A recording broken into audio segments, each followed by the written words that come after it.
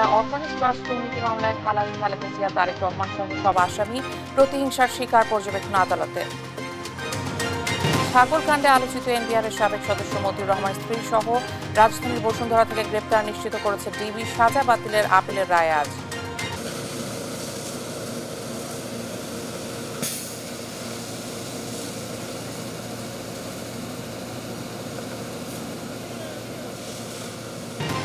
মধ্যরাতে সচিবালয়ের সামনে পানি ছিটিয়ে সরিয়ে দেওয়া হয় অব্যাহতি পাওয়া এসআইদের।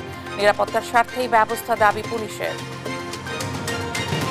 মধ্যরাতে সেন্ট মার্টিন দ্বীপে আগুনে পুড়ল 3টি রিসোর্ট। শর্ট সার্কিট থেকে লাগে আগুন, পর্যটন ব্যবসায়ীদের আর্থিক ক্ষতি।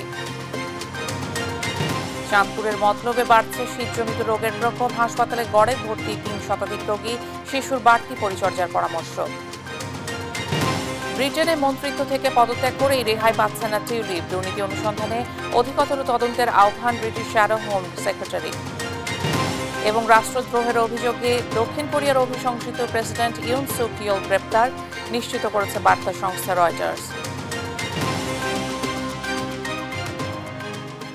দেখছিলেন শিরোনাম সংবাদ, সকালের সঙ্গে আছি আমি ইশিকা আজিজ। জিয়া অরফানেজ ট্রাস্ট দুর্নীতি মামলায় 10 বছরের সাজা থেকে খালাস পেলেন বিএনপি চেয়ারপারসন বেগম খালেদা জিয়া। সেই সঙ্গে বিএনপির ভারপ্রাপ্ত চেয়ারম্যান তারেক রহমান সহ বাকি আসামিদেরও এই মামলা থেকে অব্যাহতি দেওয়া হয়েছে। সকালে প্রধান বিচারপতি ডক্টর সৈয়দ রেফাত আহমেদের নেতৃত্বে 5 বিচারপতির আপিল বিভাগ এ রায় ঘোষণা করেন। হাইকোর্টের সাজার বিরুদ্ধে খালেদা জিয়ার আপিল মঞ্জুর করেন সর্বোচ্চ আদালত। খালেদা জিয়া প্রতিহিংসার শিকার বলে পর্যবেক্ষণ দেন আদালতে।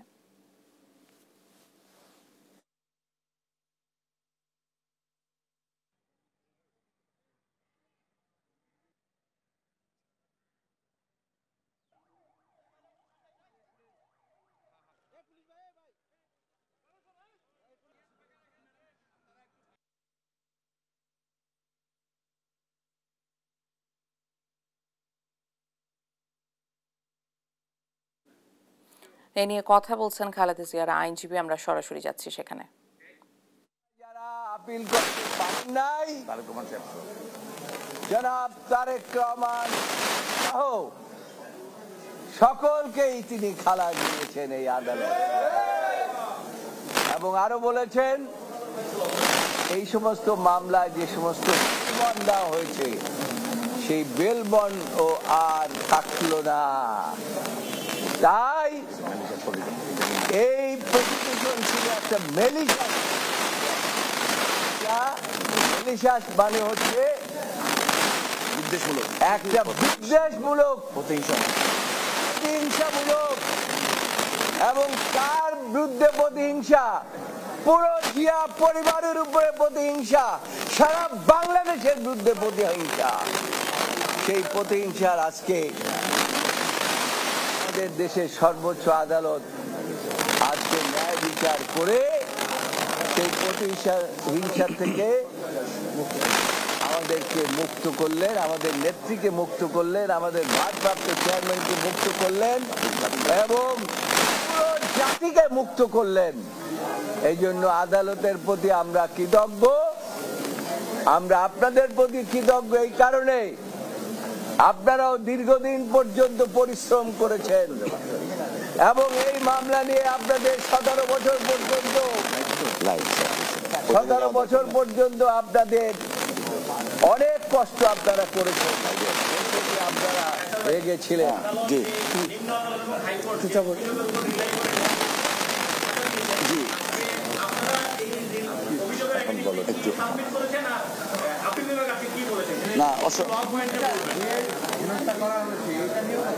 অসংখ্য ধন্যবাদ।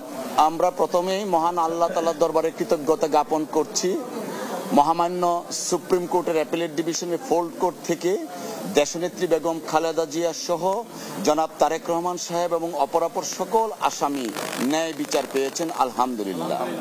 সেই সাথে আমরা আজকে এই মামলায় যারা সম্পৃক্ত ছিলেন, মরহুম এজে মোহাম্মদ আলী সাহেব, মরহুম খন্দকার মাহবুবুর রহমান স্যার, মাহবুব হোসেন স্যার এবং মরহুম ব্যারিস্টার জমিরুদ্দিন সিরকার স্যার সহ মরহুম ব্যারিস্টার মওদুদ আহমেদ স্যার, ওনারা এই মামলায় সম্পৃক্ত ছিলেন। আমি দুঃখিত, সিরকার স্যার উনি কিন্তু এখনো আছেন, আমাদেরকে নেতৃত্ব দিচ্ছেন।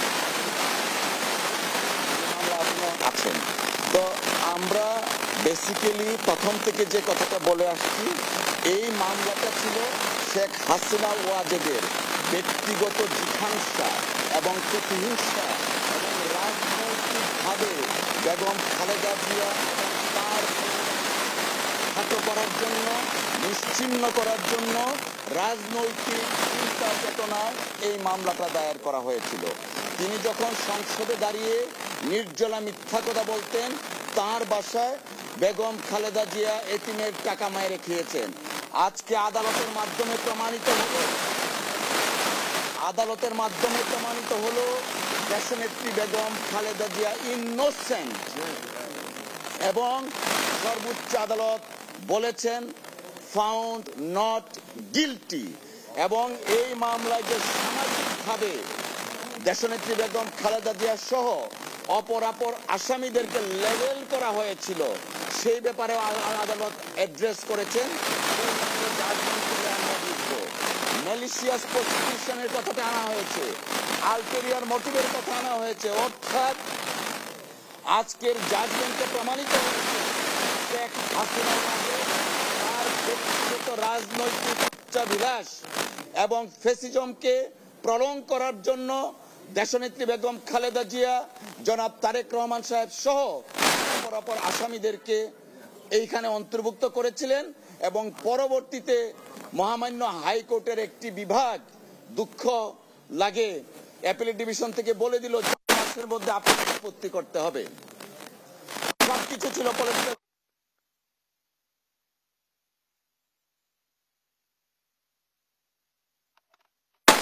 এই রায়ের মাধ্যমে প্রমাণিত হয়েছে আনফরচুনেটলি বেগম খালেদা জিয়ার উপর, জনাব তারেক রহমান সাহেবের উপর অবিচার হয়েছিল। আজকের এই মহামান্য আদালতের রায়ে এটাও বলেছেন, আপিল অ্যালাউ করা হলো সমস্ত জাজমেন্ট, বোদ্দা জাজমেন্ট অফ হাইকোর্ট ডিভিশন, যে দুটো জাজমেন্ট হয়েছিল 5 বছর এবং 10 বছর, বাতিল। ট্রায়াল কোর্টের যে জাজমেন্ট সেটাও বাতিল, এবং নন অ্যাপিলিং যে আছে অর্থাৎ তারেক রহমান সাহেব উনিও আজকে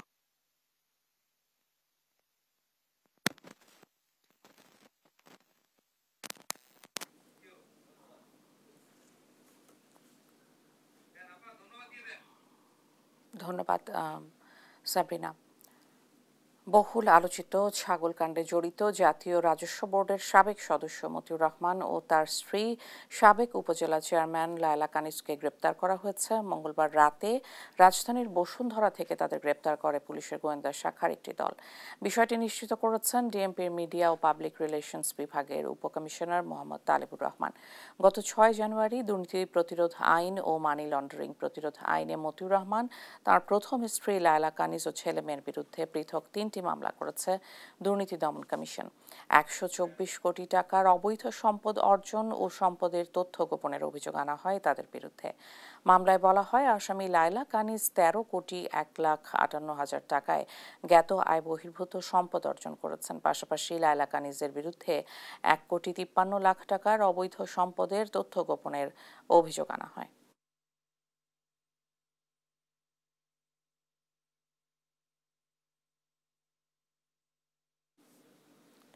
মধ্যরাতে পানি ছিটিয়ে সরিয়ে দেওয়া হয়েছে সচিবালয়ের সামনে অবস্থানরত অব্যাহতি পাওয়া পুলিশের 40তম ব্যাচের শিক্ষানবিশ এসআইদের। এর আগে রাত 11টা থেকে কয়েক দফা সচিবালয়ের 1 নম্বর গেটের সামনে থেকে তাদের সরে যেতে বলা হয়। এক পর্যায়ে মধ্যরাত 1টার দিকে ঢাকা মেট্রোপলিটন পুলিশের একটি দল জল কামান ব্যবহার করে নিরাপত্তার স্বার্থে তাদের সরিয়ে দেয়। তবে অব্যাহতি পাওয়া শিক্ষানবিশ এসআইদের অভিযোগ, তাদের শান্তিপূর্ণ অনশন কর্মসূচি বাধাগ্রস্ত করতেই জল কামান ব্যবহার করেছে পুলিশ। এ সময় রমনা জোনের ডিসি মাসুদ আলম সংবাদ মাধ্যমকে বলেন, সচিবালয় এলাকায় 144 ধারা জারি থাকা সত্ত্বেও কোনো রকম বল প্রয়োগ ছাড়াই তাদের সরিয়ে দেওয়া হয়েছে। এর আগে সারদা পুলিশ একাডেমিতে শৃঙ্খলা ভঙ্গের দায়ে 310 এসআইকে অব্যাহতি দেওয়া হয়। এর প্রতিবাদে কয়েকদিন ধরে সচিবালয়ের সামনে বিক্ষোভ করছিলেন তারা।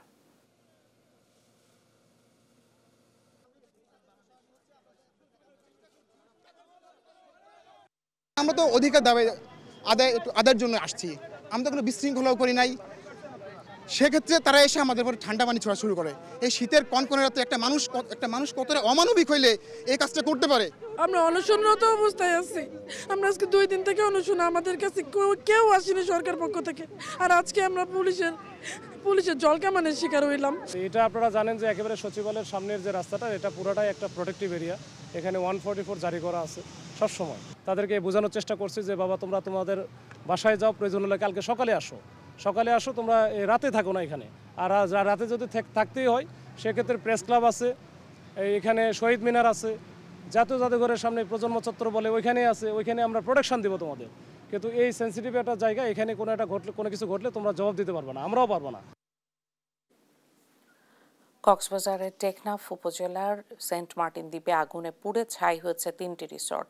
বুধবার রাত 2টায় সাইরি ইকো রিসোর্টের রিসেপশনের মাল্টিপ্লাগে শর্ট সার্কিট থেকে আগুনের সূত্রপাত।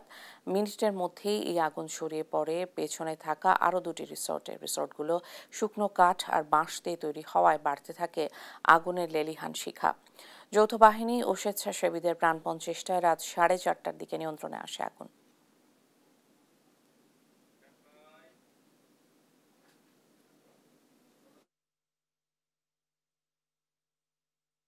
প্রায় 2টা বাজে আগুন ধরছে, আর এখন 4টা বাজে। ওদের 2 ঘন্টা আগুন জ্বলতেছে। অলরেডি 2টা রিসোর্ট অলরেডি শেষ। আশেপাশে আরও অনেক রিসোর্ট আছে, সবগুলো ইকো লাগলে অলরেডি শেষ হয়ে যাবে।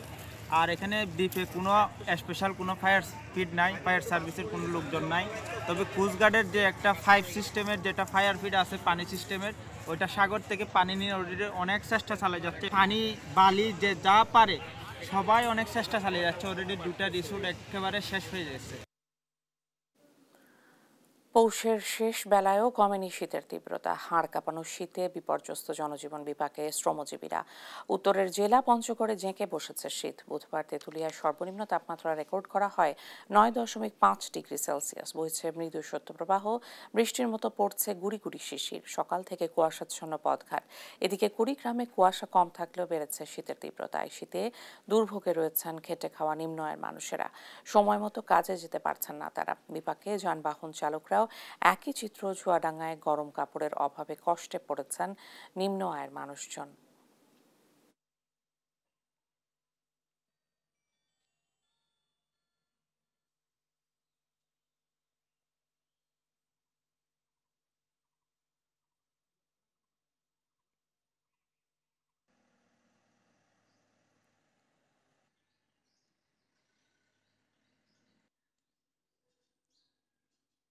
আমরা তো গাড়ি চালাই সকালবেলা, প্রচণ্ড ঠান্ডা, হ্যাঁ, তার বাদে সন্ধ্যা হলে আবার ওই পূর্ণাঙ্গ ওই ঠান্ডায় আবার শুরু হয়। যেটা ঠান্ডা আমার গরিব মানুষ আমার জন্য খুব প্রচণ্ড কষ্টকর।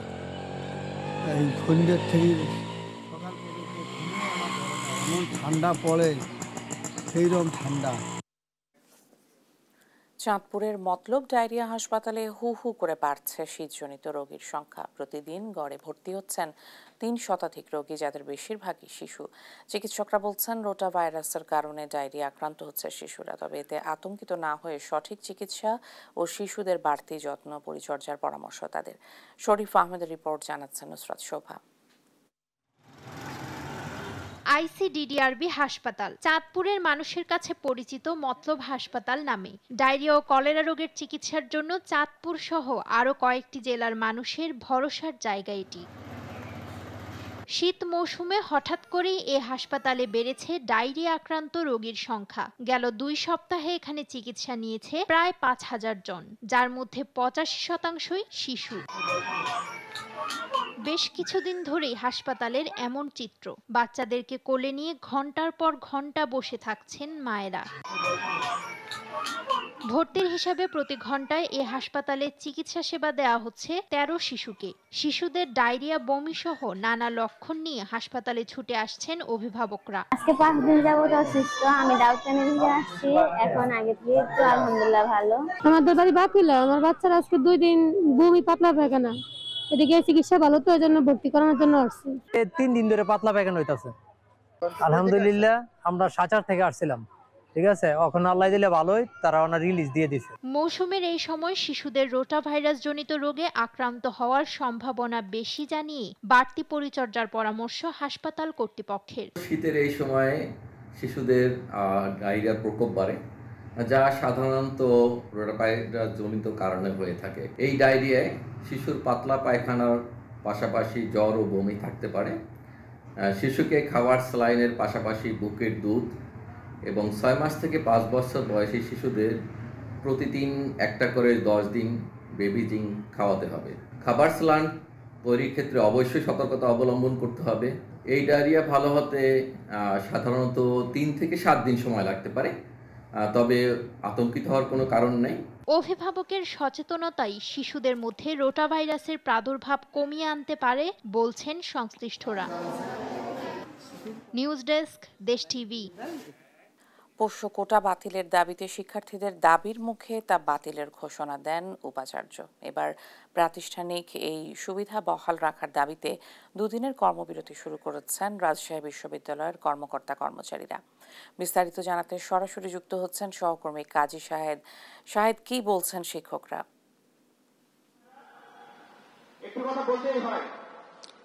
শুভ সকাল। শিক্ষা রাজশাহী বিশ্ববিদ্যালয়ের ছাত্রদের আন্দোলনের মুখে যে কোটা প্রধান বাতিল করা হয়েছিল তারই প্রতিবাদে শিক্ষক কর্মকর্তা কর্মচারীদের যে আন্দোলন তারই ধারাবাহিক অংশ হিসেবে আজকে কর্মকর্তা কর্মচারীরা এখানে পূর্ণ দিবসের 2 দিনের যে কর্মবিরতির ডাক দিয়েছেন তার প্রথম দিন। আমরা একটু ক্যামেরা চোখে দেখাতে চাই এখানে কর্মকর্তা কর্মচারীরা তাদের অবস্থান নিয়েছেন। তারা যেটি বলছেন যে তাদের যে প্রাতিষ্ঠানিক সুবিধা ছিল সেটি বহাল করতে হবে, ছাত্রদের দাবির মুখে যেটি উপাচার্য বাতিলের ঘোষণা দিয়েছিলেন। আমরা একটু শুনতে চাই যারা কর্মকর্তা সমিতির নেতার কাছ থেকে একটু আলামিন বিদ্যুৎ, আপনার কাছে একটু জানতে চাই আপনাদের দাবিগুলি কি কি, আপনারা কি দাবি নিয়ে আন্দোলন করছেন? আপনারা জানেন গত 2 তারিখে কিছু ছাত্ররা আমাদের 1.5 থেকে 2 শতাধিক কর্মকর্তা কর্মচারীদেরকে তালাবদ্ধভাবে এই প্রাতিষ্ঠানিক সুবিধাটা বন্ধ করে দেয়। তার পরিপ্রেক্ষিতে আমাদের 5 তারিখ থেকে ধারাবাহিক কর্মবিরতি মানববন্ধন চলছে এবং আজ থেকে ধারাবাহিক কর্মবিরতি আছে। আমাদের যে প্রাতিষ্ঠানিক সুবিধা আমাদের সঙ্গে ছাত্রদের কোনো ডিবেট নাই। ছাত্ররা প্রশাসনের কাছে আবেদন করেছে, আমরা প্রশাসনের কাছে আবদার করছি যে আমাদের যে প্রাতিষ্ঠানিক সুবিধা সেই সুবিধাটা যতক্ষণ পর্যন্ত পূর্বের ন্যায় বহাল না হবে ততক্ষণ পর্যন্ত আমাদের এই ধারাবাহিক কর্মসূচি অব্যাহত থাকবে। আমরা প্রশাসনকে আপনাদের মাধ্যমে বলতে চাই যে আপনারা যে দেখেছেন যে 2 তারিখে কি ন্যাক্কারজনক ঘটনা ঘটেছে কিছু বহিরাগত কিছু ছাত্রদেরকে নিয়ে, যতক্ষণ পর্যন্ত এই শাস্তি নিশ্চিত না করবে, আমাদের প্রাতিষ্ঠানিক সুবিধা নিশ্চিত না করবে, ততক্ষণ পর্যন্ত আমাদের ধারাবাহিক আন্দোলন চলবেই। আমরা কথা বলছিলাম কর্মকর্তা সমিতির যিনি নেতা ছিলেন তার সঙ্গে, তিনি যেটি বলছিলেন তাদের যে দাবি আছে সেই দাবি যতক্ষণ পর্যন্ত বাস্তবায়ন না হবে ততক্ষণ পর্যন্ত তাদের এই আন্দোলন চলবে। এর আগেও ধারাবাহিকভাবে তারা 3 দিনের কর্মসূচি পালন করেছেন। আজকে থেকে আবারও 2 দিনের পূর্ণ দিবস কর্মকর্তাদের এই যে কর্মবিরতি সেটি চলছে প্রশাসন ভবনের সামনে এবং বুদ্ধিজীবী চত্বরে তাদের এই সমাবেশটি চলছে। তারা যেটি বলছেন যে এই দাবি পূরণ না হওয়া পর্যন্ত তারা তাদের কঠোর যে কর্মসূচি তারা আগামীতে আবারও অব্যাহত রাখবেন। আমরা যদি একটু জানিয়ে রাখি যে শিক্ষার্থীদের দাবির মুখে এইখানে যে বিশ্ববিদ্যালয় উপাচার্য তাদেরকে অবরুদ্ধ করে রাখা হয়েছিল, 2 জন উপ উপাচার্যকে।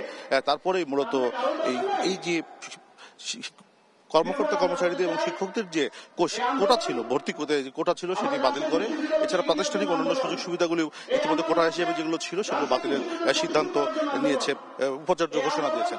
ফলে এখন পর্যন্ত যেটি চলছে যে শিক্ষকরা আন্দোলনে সংহতি জানিয়েছেন, তবে তারা এখানে নেই।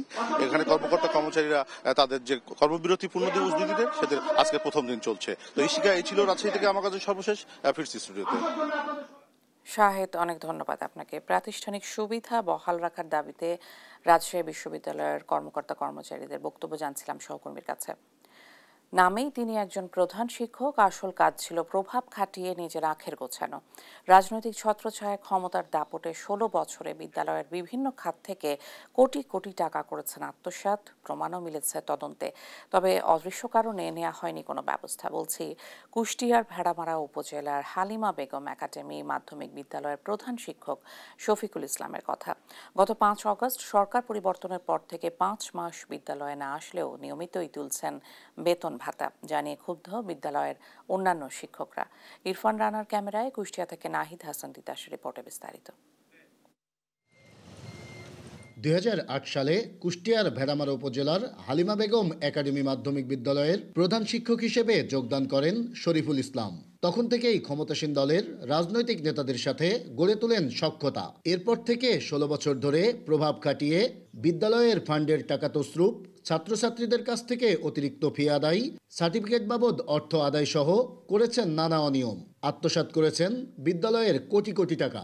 গত 5 আগস্ট সরকার পরিবর্তনের পর থেকে 5 মাস আসেননি বিদ্যালয়ে, তবে নিয়মিতই তুলছেন বেতন ভাতা। উনি আসলে স্কুলটাকে নিজের ব্যক্তিগত সম্পত্তি মনে করে নিয়ে উনি পরিচালনা করতেছিলেন। 5.5 লক্ষর অধিক টাকা তিনি বিভিন্ন সময় চেক সভাপতিকে সই করে নিয়ে আসে, মানে 4-5টা পাতা সই করে নিয়ে আসলো, এইভাবে টাকা তোলে। প্রধান শিক্ষক শফিকুল ইসলামের অনিয়মের বিরুদ্ধে শিক্ষা বোর্ডে বেশ কয়েকবার অভিযোগও দিয়েছেন শিক্ষকরা। হয়েছে তদন্ত, নির্দেশনাও এসেছে ব্যবস্থা নেওয়ার। তারপরও অদৃশ্য কারণে অভিযুক্ত এই শিক্ষকের বিরুদ্ধে এখনো কোনো ব্যবস্থা নেয়নি স্থানীয় প্রশাসন, জানিয়ে ক্ষুব্ধ শিক্ষকেরা। জোর দাবি যে দ্রুত এই চিঠির আলোকে তার বিরুদ্ধে ব্যবস্থা নেওয়ার জন্য। অর্থনৈতিক যে প্রতিষ্ঠানের ক্ষতিগ্রস্ত করেছে এর একটা সুষ্ঠু সুরাহা আমরা চাই, অর্থাৎ বোর্ডের চিঠির আলোকে।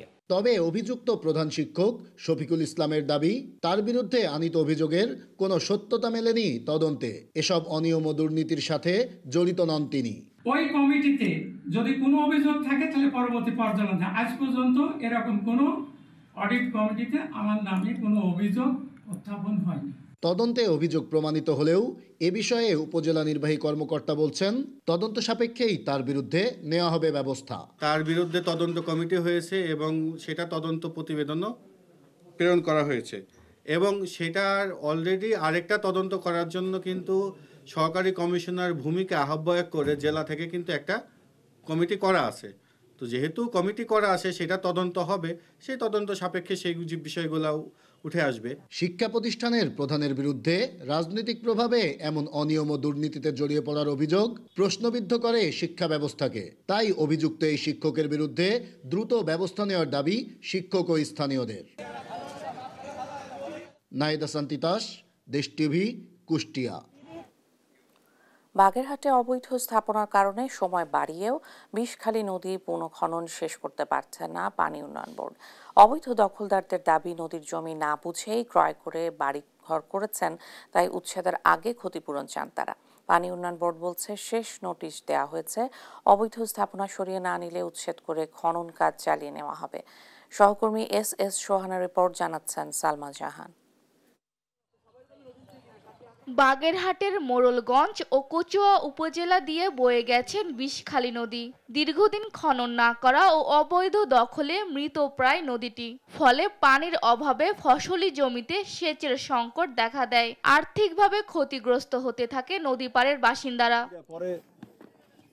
দুর্ভোগ লাঘবে 2019 সালে নদীটি পুনঃখননের প্রক্রিয়া শুরু হয়। দরপত্র আহ্বান শেষে 2023 সালে প্রায় 45 কোটি টাকা ব্যয়ে 24 কিলোমিটার নদী খননে আদেশ দেয় বাগেরহাট পানি উন্নয়ন বোর্ড।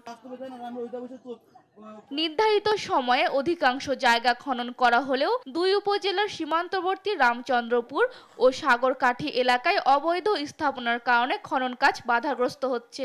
এতে মাত্র 1 কিলোমিটার খাল খননে আরো 6 মাস সময় বৃদ্ধি করা হয়। তবে সিএস রেকর্ড অনুযায়ী খাল খননের দাবি জানান স্থানীয় বাসিন্দারা। আমরা উপরস্থ কর্মকর্তাদের এবং উপরস্থ যারা আছেন ওনাদের কাছে আমাদের দাবি যে আমাদের এই খাল খননে কোনো ধরনের কোনো বিঘ্ন তারা না ঘটায়। আমরা চাই যে সুন্দরভাবে এই খালটা যেভাবে কাটতে হয়, ওই ঘর যদিও থাকে তাদের যদি শিডিউলই থাকে যে ভাঙিয়ে দিতে হবে, ভাঙতে হবে। এদিকে অবৈধ দখলদাররা দাবি করেন সরকারি কোষাগারে জমির অনুকূলে খাজনা দেন তারা, উচ্ছেদের আগে তাদের ক্ষতিপূরণ দিতে হবে। নদী হবে জানি না, ঘর বানছি আমরা, সরকারের দলিল দিছে, রেকর্ডও দিছে, আমরা বাড়ি বিডে বেচকে একটু আইয়ে যে পোতা রাখছি। এবারে আমরা একটা মসজিদ করছি, একটা ছোট রুম করছে, একটা কাঠের ঘর আছে, আর আমার 10টা দলিলের জমি সব খালি চলে যাচ্ছে। আমরা এই জমির খাজনা দিছি, রেকর্ড করছি, সবকিছুই করছি।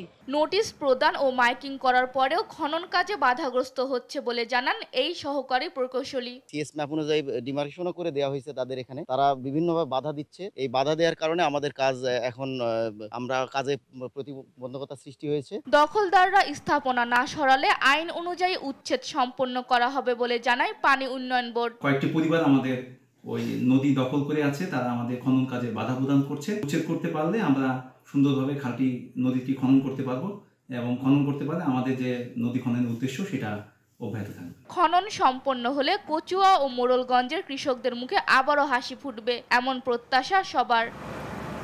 নিউজ ডেস্ক, দেশ টিভি।